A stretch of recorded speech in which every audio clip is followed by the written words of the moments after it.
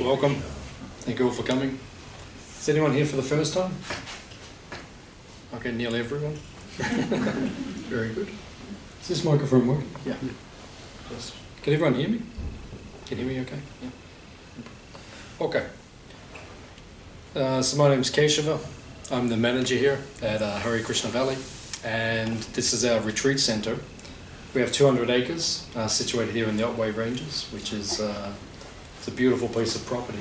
And we hold retreats here on a regular basis. Of course, at the moment, it's a little stop and start with the COVID situation, but that's just the way it is at the moment. We also have an ahimsa dairy, which means we have 23 cows and bulls, which you can meet after lunch if you'd like to come and visit them with us.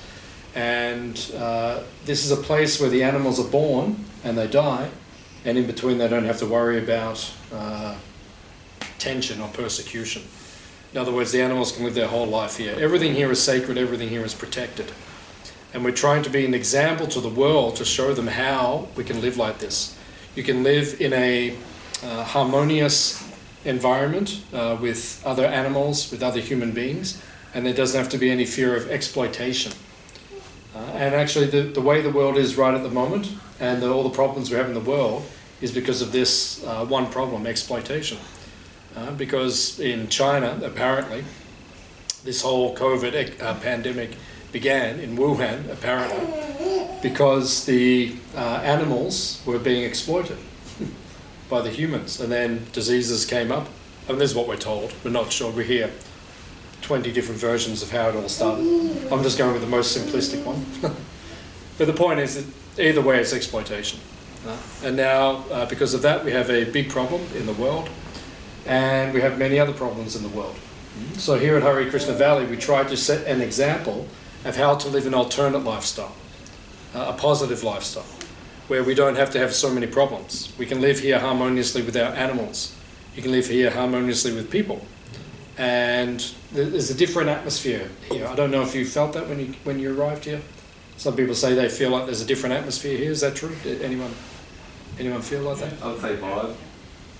Vibe? Yeah, different vibe. Yeah, you feel like there's a different vibe here? Yeah. Yeah, some people feel that? Yeah. So there's a different vibration here. Why is that? Because we live differently. We don't follow the masses. Because you look at the modern civilization, it's not really on course. There's a little bit of a deviation which is taking place. Does that sound accurate? Does that sound realistic? I mean, how would you, if I ask you, how would you describe, in one word, modern civilization at this point in time? Anyone? Chaos. What's that? Chaos. Chaos? I knew someone was going to say that. We get that word every time. Any other words? Lost. What's that? Lost. Lost? Very good. Yeah. Lost, chaos. Anything else? Any other positive words we can throw into them? Scientific. What's that? Scientific. Scientific, yeah. It's all based on science. That's doing the world wonders of good. Yep. Anything else? But we get the drift, right? It's lost, it's chaos, it's like that. So it doesn't need to be like that. Just like here at Hare Krishna Valley, we're not lost. It's not chaotic. And what was the other one there? Science. Yeah. It's not all based on science. It's based on nature, actually. We don't have to live exactly the way other people are living. So we live a different way here. There's a different vibration. So we try to set an example. Just like in our front sign, when you come in, it says Hare Krishna Valley. And what does it say underneath? What's our subheading?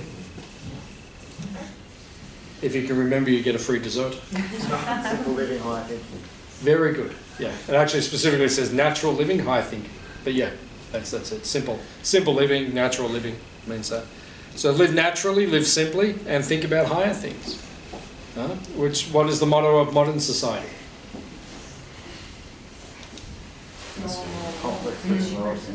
Yeah, more. Yeah, it's all consumeristic. Yeah, in other words, it's simple thinking and high living. Right? Just accumulate as much as you can, right? And then at the end of your life, you can leave a rich corpse. That's basically the philosophy of the modern era. Just like Will Smith said, you work hard all week to impress people that you don't like. No, sorry, I'll start again.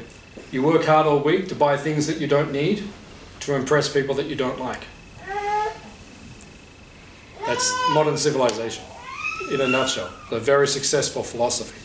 So here at Hare Krishna Valley, we're trying to teach something different. So just before, we entered into some mantra meditation. So the mantra meditation, this mantra, does anyone know this word, mantra? Do you know what it means? Chanting? Yeah, it means chanting. Yep. Yep, it means chanting. Anyone else know any other definition of mantra? Mantra. You hear the word now. I even heard it on the radio the other day. Someone said mantra. I was quite surprised. It's become like a mainstream word. Literally the word means man, means the mind, and tra means to release. So a mantra is a sound vibration which releases your mind from materialistic concepts. It makes you enlightened. So that's why we do the chanting. That's why we call the Hare Krishnas, because we do this chanting all the time. So by doing the chanting, it helps to release the mind of material concepts and take us to a higher level of consciousness, so that we can become much more enlightened than what we are now. So these are the things we teach here. How to live simply, how to look after animals. We're pure vegetarian, pure vegan. We chant our mantra, and we perform bhakti yoga. Bhakti yoga means the yoga of devotion. So we see Krishna, we see God as a pure spiritual person. You've seen all the pictures around the room. You see Krishna, he's the bluish cowherd boy, who looks like he was in the movie Avatar. The movie Avatar actually got it from us, because James Cameron, who was the director and producer of Avatar, he actually reads these books, these ancient books like Bhagavad Gita and so forth. He's also a vegan. He's making Avatar 2 and 3 at the moment, and no one on the set is allowed to eat meat while they're making the movie. That's how he's quite an enlightened person, James Cameron. So that's why he chose blue, and he got that off us. He got it off Krishna. So that's how we see God. God is a bluish cowherd boy who is an enlightened being. You see in all the pictures, Krishna's with cows, right, living in a natural situation, and teaching us that that's how we should live as well, right? Instead of living the way we live here, which is very materialistic. So we brought this Hare Krishna Valley about how long is it now? It's like 34 years or something. About 34 years ago we brought this place. And when we first brought it, this was actually a school. We had a school for our kids. So we ran the school for 7 years. It was a primary school. And your parents were involved years ago. You didn't actually go to the school here, you came out. Your sister was born? In Geelong, yeah, while they were living here. Yeah, so we ran a school here, a Hare Krishna school for our kids for 7 years, and then the school was closed. The government was trying to merge small schools, and we didn't have enough numbers to keep up the government assistance.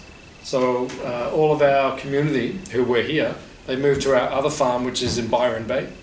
It's in Mawalumba, which is just behind Byron Bay. And we have 800 acres there, and our school's been running there for about 40 years. And we have about 40 kids there, I think, in the school. It's still running. It's been running there for 40 years. So this place was very quiet for about 10 years. And then I came here 10 years ago with some of my friends. And then we started running it as a retreat center. So we turned it from a school into a retreat center, and now we run retreats for to help spiritually enlightened society. So what I'll do, I'll ask if anyone has any questions about anything you'd like to know about what we do, our lifestyle, our philosophy, our beliefs, what we do, or anything you want to know at all about us, or you can just ask a question about anything. About life, the universe, everything. We have answers for these things, so if you have anything you'd like to know.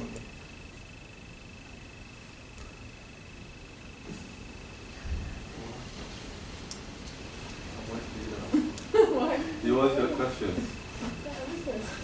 Yeah, but not today. Any other questions? Anyone else? What causes pain? What causes pain? Yeah, what sort of pain? Emotional pain. Emotional pain. What causes emotional pain? What causes emotional pain? Okay, According yeah. to the Hare Krishna philosophy. Yeah, that's good. That's a good question. What causes emotional pain? That's good. So the emotions are tied into two places. Emotions are tied into this area, the heart, because that's where the soul is. Right? Our soul, who we actually are, is situated in this area of the body. That's why we feel from here. Like, you know, when you feel heartache, you feel like, you know, even they have the word heartache, you know, so you feel things from here. But it's also connected to the mind, which is here. The mind is situated in this area, around the brain. And when you feel pain, emotional pain, you also feel it up here sometimes. You see, when someone's upset, you know, sometimes they grab their head like this, you know, they're too tense. So it works in both areas, the heart-mind. We call this the heart-mind connection. So what causes pain is when, basically, when you don't get what you want. That's what causes pain. Because you want something and you don't get it, and then you call that experience of not getting what you want pain. Does that make sense? Yeah. So what we teach in the ancient philosophy of Krishna consciousness, this ancient Vedic philosophy, is to purify your desires. Because everyone in this world has desires. Right? We all desire things. We all want something. Right? Like, you came here today, so why did you come here? Because you wanted something. Right? You want enlightenment, or you want a nice experience, or you want to be with happy people, or whatever it is, or you just like the food, or whatever it is. Or you like hanging out with cows, or, you know, there's so many reasons why you might have came here. Or, yeah, whatever the reason is. So we all have desires, right? Now, when our desires do not get fulfilled, that causes pain. So that's where pain, to answer your question, that's where pain comes from. So what we teach in our ancient teachings is to purify your desires. Don't desire materialistic things, because it's guaranteed materialistic things will cause you pain and suffering. That's guaranteed. Does that sound like a reasonable statement? Yeah, everyone's had that experience. Anyone had that experience? Material things or material relationships gave you pain and suffering? Anyone? Anyone? No one? No one? No, we did. All of us. Yeah. Yeah, we feel pain. We get disappointed because the nature of this world, Krishna explains in the Bhagavad Gita. Have you heard of the Bhagavad Gita? Hands up if you heard of the Bhagavad Gita. Okay, quite a few. Some people have. This is our main book. It's kind of like our main book of philosophy, which our teachings are based on from ancient India. It's spoken by Krishna himself. We have copies in the shop, so if you want to get a copy and read it, then we recommend it. So,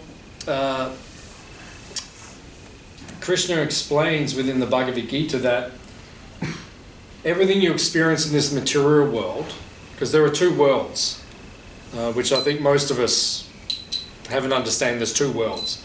There's this world we're in now, which is the material world, and there's another world, which is the spiritual world, or people call it different names, heaven, or whatever you want to call it.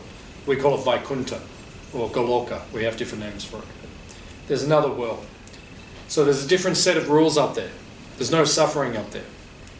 But when our soul, who originally was in that world, we decided to come to this world, there's certain conditions when you enter into this world, because it's a material world. We're spiritual, but the soul is entering into a material atmosphere now. And a material atmosphere acts differently to a spiritual atmosphere. So in this world, Krishna explains in the Bhagavad Gita, there is sukha dukkha. Sukha dukkha means happiness and distress. So it's guaranteed, if you're happy in this world, what does that mean? Distress will come. Distress will come, yeah. Because nothing is permanent in this world. Right? If you're happy, it's guaranteed distress is coming. And if you're distressed, it's guaranteed happiness is coming. So we don't get so hung up on these things. Now, if you're, as a soul, if you're identifying with this mind and this body and everything, this package that we find ourselves in, at this point in time, if you're too much identifying with that, then you have to experience the apparent happiness and distress which goes along with this world. So as long as you're here, then you'll have desires. For example, you may have a desire to have a particular relationship. Have you ever been attracted to boys before? Yeah, so you got a boyfriend, right? Boyfriend or husband or boyfriend, I think. So it's your boyfriend, right? Boyfriend. So yeah, so we've all had these relationships. You know, boyfriends, girlfriends, husbands, wives, we all had these things. Now, have you experienced happiness in those relationships? Yeah, have you experienced distress in those relationships? Yeah, right. Because that's the nature, because we're focusing on material relationships. They're not spiritual. They're material. Right? There might be some spirituality in it, but primarily they're material. As long as you have material desires, and you try to fulfill those material desires in material relationships or objects, you will get happiness and distress. Whereas what we teach is to aim your desires to spiritual objects or spiritual relationships, or primarily with Krishna, with God. And then by having that relationship, that doesn't fluctuate. That just becomes more and more blissful. Because he will not let you down. He's a little bit different to other people. So we teach people to purify the desire, and then the pain goes away. Otherwise, as long as you're in this world, you have to have pain. You cannot avoid it. Right? As long as you're attached to material things or material relationships, there will be pain. So where does pain come from? It comes from material relationships, material attachments, material desires. Does that make sense? Would you like to add anything more? Answer's okay? I can keep my job? For now. For now. We'll see what the next answer's like. That one was okay. But that's what, yeah. Do you feel like someone can embody the philosophy of Hare Krishna while living in a city? And what would that lifestyle look like as sort of merging together? No, it's impossible to be Krishna conscious in a city. Impossible. Next question. No, I was joking. No, it's possible. Most of our members live in the city. In Victoria, I think we have like about 10,000 initiated members, like people who are like really into it. There's probably hundreds or thousands more who are, just interested or like it, or but there's about 10,000 of us who are like really into it. Do you see it more of a state of mind or as a lifestyle? It's both. Both. Yeah. Both, yeah. But most of those 10,000 members are living in the city or in the suburbs, or I'm just fortunate I live out here. So it's like and there are advantages to living out here and practicing this lifestyle and philosophy out here. But there's also challenges. It's like everything. There's things out here which are difficult and challenging, and same as in the city, there's challenges. So it's not restricted by time and place. You can practice anywhere. I can sit down and do the chanting anywhere. So what would it look like in the city? It just means you would do the same things that we do here. We have what we call a morning program. We get up early in the morning. We generally get up around about 4 in the morning, 4 to 5, something like that. And we get into our meditation practices, our chanting at that time. So if you're living in the city, I lived in the city for many years, so you just get up in the morning. If you're close to the temple, you go to the temple. Otherwise, you do it in your own home. You read these ancient books. You can read that in the city, or you can read it out here. The point is, you should be reading something spiritual. You should be enlightening yourself. Just like now, Tarini's offering the food that we eat. We offer that to Krishna first. We spiritualize our food. We don't just cook it for ourselves. We never eat anything until it's first offered to Krishna, to God. So now that's what Tarini's doing. That's why that's there. Krishna's eating now. God's eating now. So we do all these spiritual things. You can do that in Torquay or Janjak or Montana or wherever you want. You can do it anywhere. So basically the practices and the lifestyle, it's the same wherever we are in the world. Wherever we are, we just get up early. We do the same thing in the morning. Like that, we live the same philosophy. Of course, living out somewhere like here, as I said, has its challenges, but it's also there's a lot less distractions. we all know. I mean, everyone, as soon as you get here, everyone gets out of the car and goes, oh, it's so nice. So it's conducive to that lifestyle. Whereas, if you have to get up in the morning and, go to work, sometimes you have to leave by 8 o'clock in the morning or something like that. Obviously, that's challenging, and to live in that environment, and then you walk outside and your neighbour's doing something crazy, and, it's like that. I remember years ago I lived in Albert Park. Our main temple in Melbourne's in Albert Park. We have a beautiful temple there. And I lived just behind the temple for many years, and I got up one morning, about 4 in the morning, so 4:30 I was going down to the temple, and my neighbour pulled up in a taxi at 4:30 in the morning, just coming home from wherever he'd been. So he got out of the car and he's inebriated, intoxicated. He gets out and he goes, what are you doing? I said, I'm going to the temple. I said, what are you doing? He goes, I'm going to sleep. And then he looks at me and goes, you're crazy. And I looked at him and I just said, I didn't say anything, but he knew what I was thinking. So, we became friends over time. But it's like, what's night for one person is daytime for another person. What's daytime for another person's nighttime. That's spoken in the Bhagavad Gita. So the more spiritual you become, the less you become attracted and interested in material things, a material lifestyle. I joined the Hare Krishna movement when I was 19. I lived as a monk for 8 years. I didn't even know when presidents of America changed. Big things in the world, I didn't even know. I was just so spiritually absorbed in being a monk and being spiritual. So when you become more spiritual, you just become less interested in the material things in life. Because, we already said, we asked how is society going, everyone said chaotic and lost. So that's why I became a Hare Krishna when I was 19, because I thought, I'm not going to live mainstream. Like, where's society going? I'm supposed to follow that, It's like, what's the goal of life? Who wins the great AFL grand final every year? For a lot of people, that's like the goal. That's like the summit, the pinnacle. And if you're a Collingwood supporter, I remember, Collingwood got into the grand final a number of years ago and they lost. And this guy I knew, he said, I can't cope. It's like, he said, it's going to take me 6 months to recover. It's like, where's your life at? People, that's how they are. That's how they are.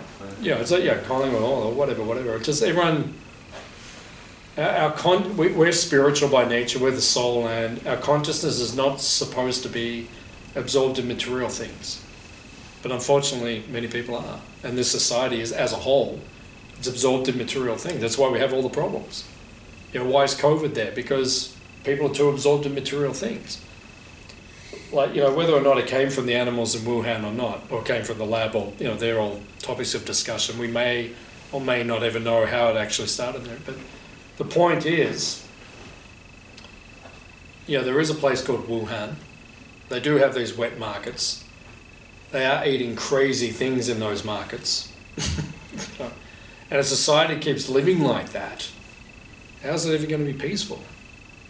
We can't inflict as much violence as we inflict on the animal kingdom, innocent animals, and expect humans to live peacefully in the world. It's not possible.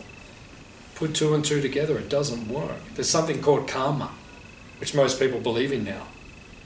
Even my grandmother, when she passed away a few years ago, she was 89, and I was sitting with her in the last 6 months before she passed away, and she said to me, oh, that's my karma. And I was like, really? Like, when I joined the Hare Krishna movement 30 years ago, she would never have said that. But now practically everyone believes in karma. Just that it's part of life. Like, we all understand that law. So we have to take responsibility the way we live in this world. We can't just keep doing whatever we want and expect the whole thing to be peaceful. Everyone wants peace, they want world peace, but they're not living for world peace. What we teach here is teaching people how to live for world peace. So you have to change. So it doesn't matter where you live, it's how you live that's important. Would you like to add anything? No, I think that's right. The only thing I would have thought is when you talk about moving away from material things to become more spiritual, that you lose interest in more material things. And I guess with me, I think about moving away from things like you talk about politics, where I think it would be great to have more spiritual people in politics to help guide our nation towards living a life that is focus more around kindness and less harm to the world. So do you ever worry that as you become more spiritual that you then are moving away from politics, which can be influential to reaching that goal?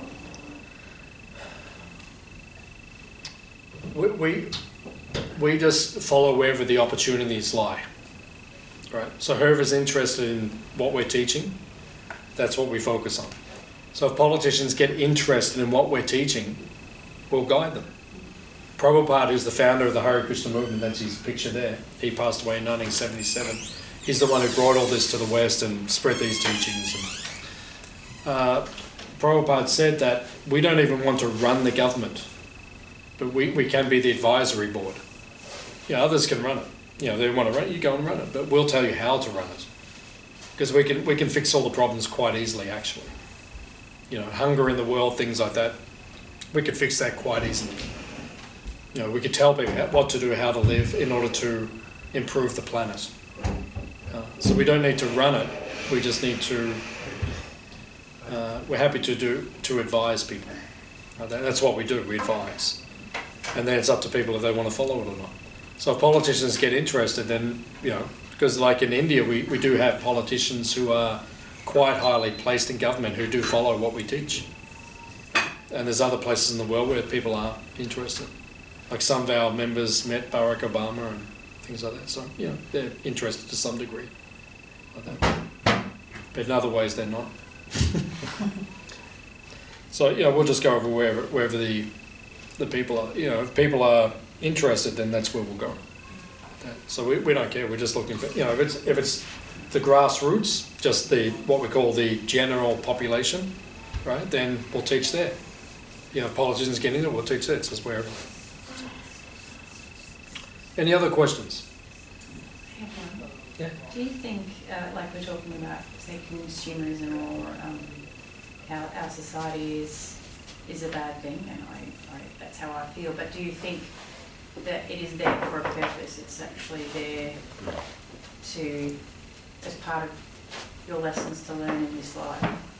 That the goal isn't to try and get rid of all of that and us all live this lovely lifestyle, that it's there for a reason. Yeah, so the question is, basically, should we accept that this is the way it's meant to be and it's meant to teach us things?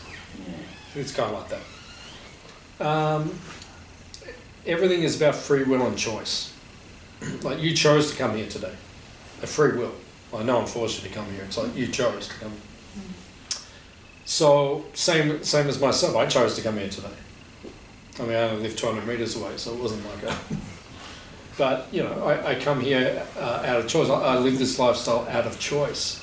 So the world doesn't have to be the way it is. When we asked everyone, what's it like? Everyone said chaotic, lost, all those things. It doesn't have to be like that, right? As you said, being like that, does it teach us things? Yes, it teaches us things. What does it primarily teach us? Change it. That's what it teaches us. And it teaches us tolerance, because it is crazy at the moment and it will take time for it to adjust and to improve. So it teaches us tolerance. We have to put up with a lot. We just, you look at it, every time I look at the news, I'm just thinking, what are you guys doing? Like how, what's going on? What's in your head? What's in your heart? Like, what's going on? So things can change, things need to change, and that's what we're focusing on. So it doesn't have to be the way it is, but because it is, it teaches you a lot of tolerance, because you have to be very tolerant of people. Like there's different groups in the area sometimes I get involved with, like I went to the Surf Coast Shire Council. They had it's like a think tank, so they wanted different members from the community, so they invited us to come, because we're obviously different to other people. So we came and spoke, and then we're sitting around talking. But some people, they make not that they mean to, but it's just the ignorance which prevails in society. They just make very inappropriate comments. Yeah. It's just, so what do? We just have to tolerate it. We can't say to them, what's wrong with you? You know, so don't you understand? You know, I'm not going to say that to them. But at the same time, we have to say to them, well, maybe we could begin to think like that. We could begin to act like that. So what we do here at Hare Krishna Valley, we say to people, you come here. Come and see how it can be different. Come and see how we live. Come and see what we've got to say. Right. And if people want to follow it or want to take to it, that's their choice. Yeah. We think it works. Yeah, that's why we recommend it. So yeah, the world doesn't have to be like it is. No, but then you have like things like the news, the constant cycle of fear and propaganda. I personally find a struggle, the duality of, meditate, yoga, and then that's constantly streaming. How do you not lose your mind? So get rid of your television. Well, we don't have it for that reason, but it's sort of... Don't listen to it. Yeah, I clock in once a day or something just to see, what's going on in crazy land. Yeah. Just so I can keep tabs, because I have to, because, we need to know, if there's lockdowns or that. Yeah, we need to know. That's what I'm referring to. We don't have social media, we don't watch television, we have family night, whatever. But, the same thing. I need to know if my kids are going to go to school, whether I'm going to work in the office or I'm working from home. So you do have to dip your toe in and then... Yeah, so just don't dip it in too much. Yeah. A toe's enough. Yeah. Yeah, if it gets past the ankle, then pull back. Yeah. Yeah, just don't get too involved. I keep an eye on things, but I don't get involved in it. Yeah. Because you're dealing with insanity. So, what's the point? And so we just, you keep tabs on what's going on in the world, but you don't let it overcome you or pollute you. And that's why we said in the beginning, you need to have, ideally, we recommend having a sadhana. A sadhana means a daily practice. So get up in the morning, get focused on your spiritual stuff. And then by the time the world starts coming in, then you're already in the headspace to deal with everything that takes place. Otherwise, it may overwhelm you. Yeah. And even if you do that, it overwhelms you. So you've got to be spiritually as powerful as you can to deal with it all. Yeah. That's the goal. Yeah, that's the goal. That's why we live this lifestyle, because we don't want to live the lifestyle of the modern civilization. So I rejected it years ago, over 30 years ago. I just said, nice knowing you all. Yeah. Just I put on robes, shaved my head, walked into an ashram. My family and many of my friends were behind me saying, don't do it, don't do it. I said, anyway. So it was nice knowing you all. Yeah. Walked in, and then now, so many of those old family members and so many of those old friends, I've met them over the years. I went to a school reunion, it was about 20 years ago now, but it was about 15 years after we left high school. And we were all there in everyone was getting together. We hadn't seen each other for years. And at the end of the night, one of my friends, good friends from the past, he said to me, you're the happiest out of all of us. When I first did it, many of them said, oh, the guy's crazy, what's he doing? And then later on they were saying, no, this is good. Yeah. So you just have to, don't follow the masses. Mm-hmm. Stay focused on what you want to stay focused on. Yeah. That's what we do. And then hang out with us, if you like. Because we're the sane ones. If you think we are. Some people think we're not, but we think we are. So. Any other questions? Anyone else?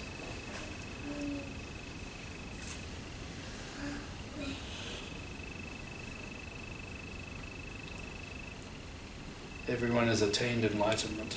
So that's good. We're doing our job. Yeah. Tim. I guess, sort of back on what you were saying before about community work, it represents happiness and suffering, and it's just constant sort of power play. But does God, Krishna, the universe, life, reality, does it ever stop testing us in life? Does it ever stop? Like in my personal life, it feels like once I slay one dragon, instead of getting the girl and living happily ever after, another dragon appears. You know, like that analogy, you know, like Yeah. the fairy tale story, you know, you slay the dragon. That's just not an analogy, but it just seems No, to yeah, I be understand your like point. around the corner, there's just another bigger dragon, Yeah, and it just never ends. yeah. So the question so is, there's no, where's the happily ever after? Like, oh, where's the happily ever after? Yeah, just constant dragons. yeah. Happily ever after. That's in Hollywood. Yeah. It's in Bollywood. It's not in reality. There's no happily ever after. Because as I said in the beginning, there's two worlds. There's a spiritual world. There's another world. We're just not there right at the moment. There's another place. If you look in all those pictures, that shows you what it's like in that other world. People are dancing, they're singing, everyone's having a feast, everything's free, there's no internet, right? There's no social media, there's no iPhones. Like the whole place is totally, there's another world we're missing out on right now. But as long as you're in this world, this material existence, this material world, you have to follow, or you're subject to the laws of this world. And what are the laws of this world? That once you slay one dragon, there's a bigger dragon around the corner. That's the way it is. And it doesn't stop. That's just karma. Your karma. It's just Yeah. you're playing karma. Yeah, it's your karma. Yeah. So yeah, you never, that's why we say to people, you know, if you practice Krishna consciousness, what we practice, even though there's crazy stuff going on around you, you feel within, you feel happy and you feel centered. You know, I'm just speaking my own experience. Yeah, I feel happy and centered. Even though there's stuff going on in my life, it's not like I don't have problems. I have problems. But they're material problems. They're separate from me. I still have to deal with them and, you know, they're there to a degree, but it doesn't change my deeper happiness or my deeper connection to Krishna, to God. So I just let those things, they just go on. But we don't let them control us. But if your desires, as we said before, are based on material things, then you're always going to have those problems coming. As you said, they just get bigger, they don't get smaller. You know, you think as you get older, oh, things are going to change. They don't. You just got to learn to cope with them differently. You've got to learn to change your desires. That's all we're saying. You know, if you want to enjoy in this world, then you have to live by the laws of this world. Right? So we say, oh, I want to enjoy, I want to be happy in this world. Okay, if that's going to be your desire, like as you said, you know, get the girl, get the money, get the house, be happy, all those things. It doesn't work like that, because that's a material desire. So, okay, you can get all those things, but it's like, it's like you get a present or a box or something. So you work hard to finally attain this treasure, this box. But as soon as you open it up, there's a whole lot of problems inside of it. That's the reality of it. Yeah. I was just using the fairy tale analogy, but I understand the detachment from material desires, but just, I guess just, day-to-day living and what we were talking about before, like with the news and just being saturated with the chaos and negativity, you really just have to detach. No, you have to, like I'm saying, you have to change your desires. Like, I'll give myself as an example, right? So I got up this morning, I knew you guys were coming, right? This was like 25 people or something. This is a small one. This is the smallest one we've had for months, right? Because it's crazy out there. It's hard for people to book, to know if they can come. No one from Melbourne could come. So anyway, but I knew that all you guys are coming. So what's my desire today? To give you the most fulfilling and rich experience that I can while you're here with us, right? That's my desire. I could have chosen to do something else in my life today. You know, I could have gone anywhere. You know, I could have done something else. You know, I could have gone to the beer fest or the football match, you know, go and see the Cats play or whatever, you know, so many things I could have chosen to do. But what's my desire? My desire is to enlighten humanity. That's my desire. So when you change that, your life changes. Right? Because that becomes the overwhelming force within your life. You get so much happiness and satisfaction from that. So even when all the material stuff on the periphery is happening, it doesn't overwhelm you, right? But you know, you get up in the morning. I'm just saying not just you, but most people get up in the morning. But what do they think? Oh, it's about me. What am I going to get out of it? What am I going to do today? What am I going to... I don't live like that. I don't live for me. I live to enlighten others. Right? So when you start doing that, you'll see like your life will change and you become so much more deeply satisfied. And I've always lived like that. I haven't been attached to the material world, but I find that living like that can be damaging because you can try to enlighten others and change the world and help others, but the people have walls up. People aren't as open as the people in this room. Everyone's set in their ways, and it's one thing you don't have at this point in time is a guru, right? And that's a major impediment. You need guru. You need guru. I've had a guru for 30 years. Right? When you have a guru, or gurus, people who can guide you spiritually, they can guide you how to live and how to use your energy to the best of your ability. Like that. So you need to take those further steps, right? Otherwise, because like you said, you're getting up and you're trying to enlighten people and all that. But if you had people who could guide you how to do that, you'll be so much more effective and you'll be so much more satisfied. Because you say, well, you're getting frustrated from it. I'm not frustrated. Yeah, well, I've got all these people turned up. I'm not frustrated. I'd like to have 100 more here today, but the way the world is at the moment, then that's difficult. Come down to expectations then, because like basically you're trying to enlighten people and they're not listening to you, so then that's your expectation of them really is what's causing your frustration, because Your ego. does it, That's your ego, isn't it? Yeah, well, like today, right? Or So ego, ego's a big thing. yeah, ego's a big thing. So today I invited all you here to come, right? You all came and you're all listening to me, so I'm satisfied. Now when you leave, what you do, that's up to you. But I've done my part, so I'm fulfilled, right? And then if some of you get take something away from this and it improves your life and then you become more spiritually enlightened yourself, then wonderful. Then I've done I feel very fulfilled. I've had people in the last 12 months who have come here to stay with us, and people I've met, and they've told me, you've changed our life. You've changed my life. That's it. I'm totally fulfilled. Completely fulfilled. Right? Because I'm doing that for people. Right? It's not me doing it. I'm just like the carrier of ancient knowledge. Right? But because I'm doing that service for you, I feel totally fulfilled. Right? But if you're not doing that, then you'll wake up in the morning and you'll feel incomplete and you'll feel depressed and all these problems. That's because you're not hooked in sufficiently enough yet to being a channel for higher power or higher cause. So you have to consider these things in your own journey. And then you won't have that incompleteness. Does that make sense? It makes sense, yeah. It's just the discipline, I guess. Like when you step back into the Western, the world, real world, the city, it's like then you're just saturated with all the chaos, and it's very seductive to lure you off course and off the beaten track and fall off your boat. Yeah, because you're hanging with the wrong people.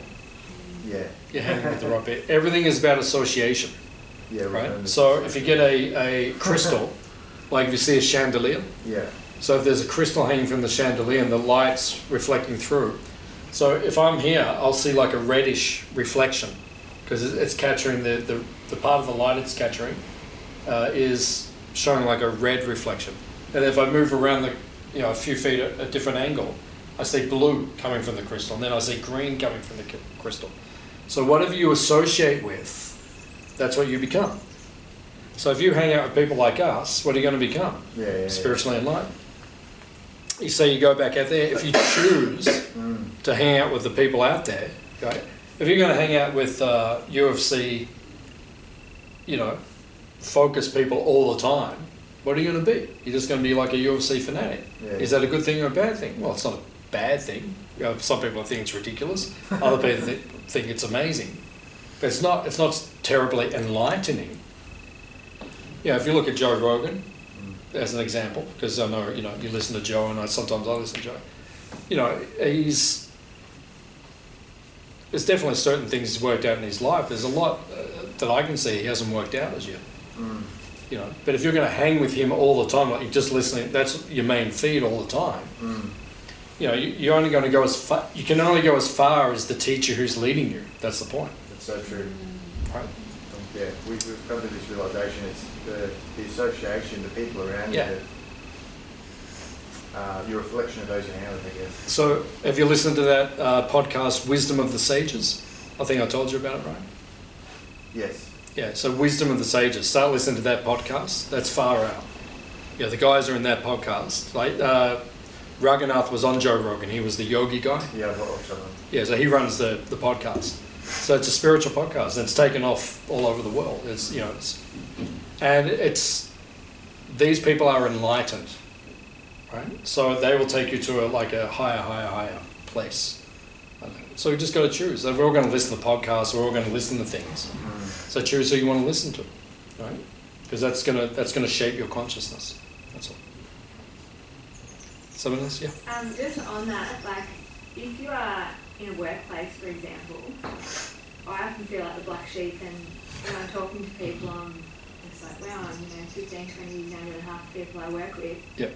But my head's on a different level, and when I do find those people, I'm like, wow, you have amazing conversations, and you just feel like it's really real, but being forced to go somewhere every day where you have to work, and the people aren't your people, it's hard, and like I don't know how to detach from that. Like with my own friends, I'm fine, they live a really peaceful life, but yeah, when you have to turn up somewhere every day, that it's just hard to navigate.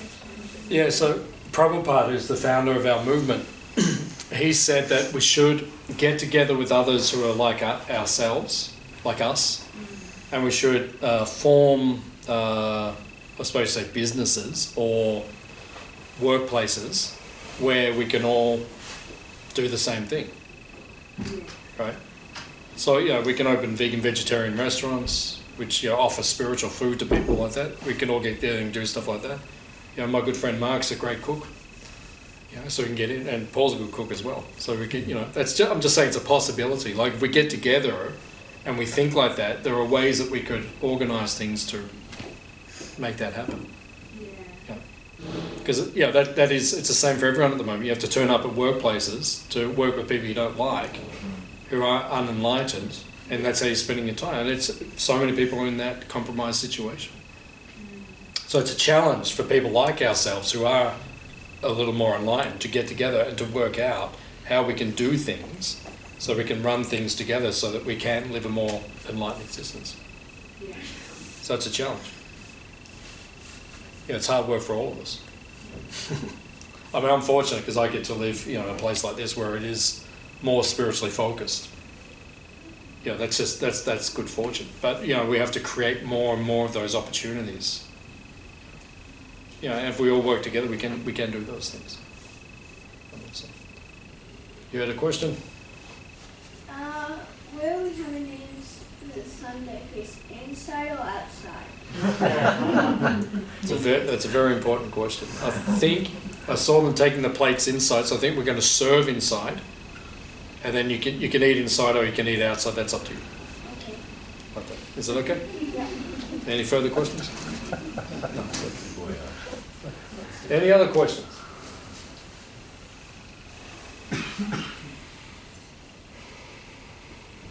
We've got time for a few more, so if anyone has anything you'd like to. I was going to say, how does one overcome material barriers in spiritual life? Can you be a little bit more specific? Well, spiritual life is about, I guess, moving away from that materialistic side of things, but then there's always going to be those material barriers or things that are going to distract you from that. So how does one, I guess, keep themselves more focused on the spiritual side of things, or try to alleviate themselves from the material nonsense that's going on in the world?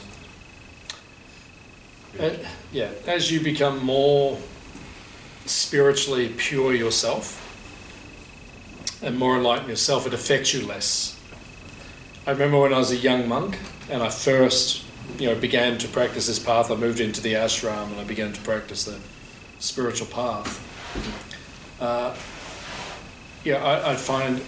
I'd feel a great deal of temptation when I would go out into the material world, because I was just from that atmosphere. And then I'd go back out into it and I'd feel, oh, it's so distracting and so alluring, and I'd feel like that. I don't feel like that anymore. Because I've been practicing for so long that the more deep you get into your practice and your spirituality, then those material things dissipate. So it means desires which are in your consciousness, that's what you have to purify. So when you like I said before, if you overwhelm your consciousness with pure spiritual desires, right, then even when you're in a material atmosphere, you just see it for what it is. Just like Prabhupada, who's the founder of our movement, he travelled around the world around about 14 times, to different countries to open centres and to spread these teachings. So he would be in airports a lot of the time, travelling. So when you're in an airport, everyone's absorbed in airport consciousness. Right? You know what airport consciousness is like. You're going somewhere, so you feel special. So you go and buy like a Gucci bag. Because you're in an airport, so you want to feel a bit special, and you spend a bit of money. I'm going somewhere, I can do something. I'm someone. So that's kind of when you go into an airport, that's the mood. The people are like, oh, I'm doing this, I'm doing that. I mean, it was especially more in the past. Now it's like it's cheaper to fly to Sydney than to drive to Sydney. So it's like now we do it so much, but in the past it was more like when you're in the airport, everyone's kind of in this mood. So they said to Prabhupada, what do you see when you're in this atmosphere? Prabhupada said, I see flapping dead bodies. In other words, there's no life there. Right? There's no like deep spiritual consciousness. Everyone's just kind of like, going around just doing their thing. It's almost like just an unspiritual atmosphere. So the more spiritually enlightened you become, then the less these things affect you and you see things different. Is that okay? I guess to expand on that then, how does one go towards or try and become more spiritually enlightened? By sadhana. Sadhana means practice. So get up in the morning and practice. You know what the practices are because you've been coming in for a period of time, so practice. It's like anything. It's like, if you want to become fit, you have to practice. You can't say, I want to become fit. Do something. You have to put some energy into it. Same way, if you want to become spiritually enlightened, you have to practice. There are practices that we perform, that we do on a daily basis, which lead us towards that. So if you put in the effort, then that's what you will become. But if you don't put the effort in, then what can be done? Is that okay? Yep. Okay. Can I add that there might be something just before that, which is the inspiration? I find to do practice, I need a lot of inspiration. Or else I just can't do it. I can't even get out of bed in the morning. So I need to first get the inspiration. So how to get that inspiration? I just listen to as many classes. There's classes everywhere online, especially Prabhupada classes. Feed them into the brain. Feed the classes in. And then the inspiration comes, and then you find that you can actually do it. And then you can start. Your sadhana helps you. So maybe there's some idea on how to get inspired more innately. It doesn't take so much effort. Yeah, well, I think what you just said. Yeah. It's sangha. Sangha means association. Sangha. Yeah. It's association. Yeah. So you're listening, as you said. Like, there's podcasts that you can listen to now. So many spiritual podcasts. You just have to saturate yourself. Yeah, saturate yourself, Yeah, I listen every day. I'm listening, some days I probably listen up to 4 hours. Yeah. Spiritual enlightened people like speaking about spirit to give myself inspiration. On a bad day I probably only listen half an hour or something like that. So at least something should be there. Yeah. And then you feel that spiritually enlightened. And I find if you don't, then you kind of drift away. You can drift away and your inspiration just drops out. Becomes challenging. Yeah. Yeah. You've got to keep the association. Yeah, you have to put fuel in the tank. Otherwise it stops. That's good. Thank you. Any other questions?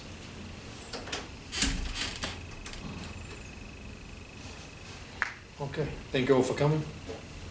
Very nice to have you all here. We're going to have, we'll serve lunch just in the next room.